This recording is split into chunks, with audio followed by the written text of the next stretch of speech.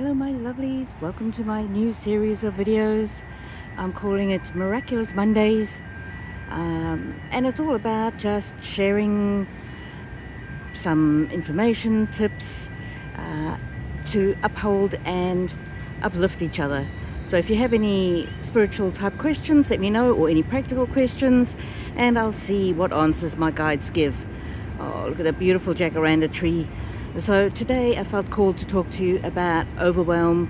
There's several things we can do to help us when we're overwhelmed, but one of the easiest things that we can do is to create a process for ourselves. So at work, for example, I've been very overwhelmed. I've got a lot of things to do. I never knew where to start, and so I started off by creating myself a process.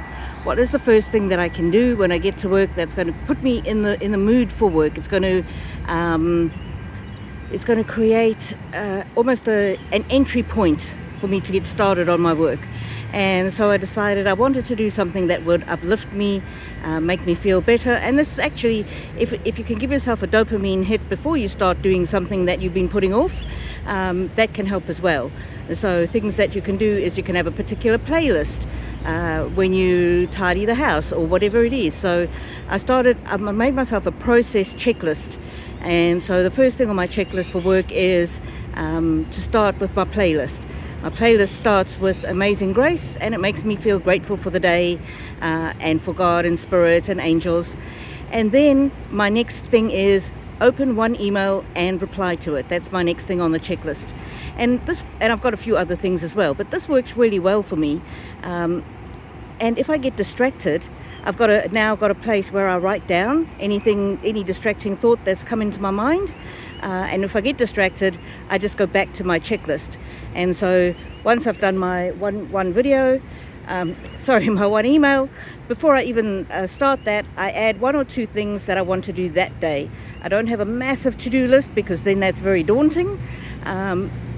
So if I get distracted, I just come back to the to-do list, and then I know exactly what I need to do next.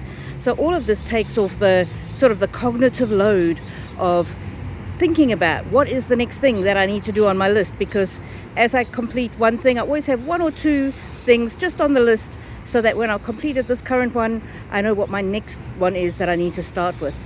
Anyway, it's been very helpful to me to have this process.